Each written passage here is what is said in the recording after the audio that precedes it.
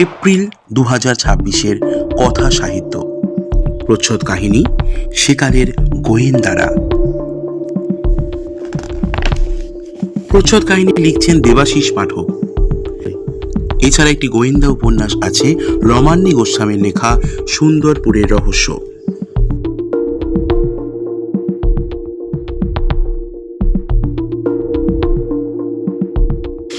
এছাড়া আছে একটি গোয়েন্দা গল্প মানুষের মতো দেখতে, লিখেছেন শরণ্যা মুখোপাধ্যায়।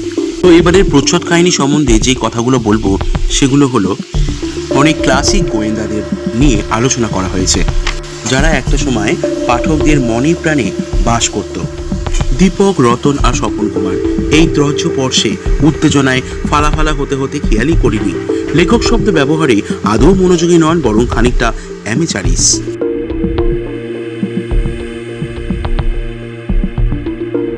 কুমার থেকে বরদাচরণ, কিরিটি থেকে ব্যোমকেশ ফেলুদা, আদিকালের গোয়েন্দা থেকে বর্তমানকালের গোয়েন্দাদের নিয়ে বিশেষভাবে আলোচনা ফুটিয়ে তোলা হয়েছে এবারের কথা সাহিত্য পত্রিকাতে। প্রিয়নাথ মুখোপাধ্যায়ের লেখা দারোগার দপ্তর, কালীপ্রসন্ন চট্টোপাধ্যায়ের বাঁকা উল্লার দপ্তর, পাঁচকুড়িদের বিদেশি ছায়াচ্ছন্ন। আমার নিজেরও পাঁচকুড়িদের গল্পগুলো বা উপন্যাসগুলো, মানে গোয়েন্দা উপন্যাসগুলো খুবই ভালো লাগে এবং বিভিন্ন অডিও স্টোরিও আমি শুনেছি।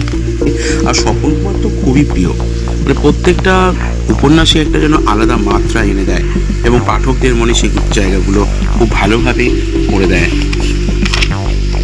এছাড়া চলছে ধারাবাহিকভাবে যেগুলো ধারাবাহিক উপন্যাস চলছে রাজশ্রী বিশ্বাসের লেখা ইছামতির উদাসী বাউল। আরও একটি ধারাবাহিক চলছে সুভাষচন্দ্রের সহযোদ্ধা, লিখছেন সৈকত নিয়োগী এবং সৌম্যব্রত দাশগুপ্ত। আরও একটি ধারাবাহিক চলছে পদ্মনাভ দাশগুপ্তের লেখা অনন্ত কনভয়। এবারে চলছে 21তম পর্ব। আরও একটি বিভাগ রয়েছে বই কথা বিভাগ। সবিতেন্দ্র রায় লিখছেন বইমেলার বই এই আলোচনা। তো এবারের কথা সাহিত্য পত্রিকা সত্যি খুবই জমজমাট, তোমরা সবাই কিনে দেখতেই পারো। দাম সবার সাধ্যের মধ্যেই, মাত্র 30 টাকা।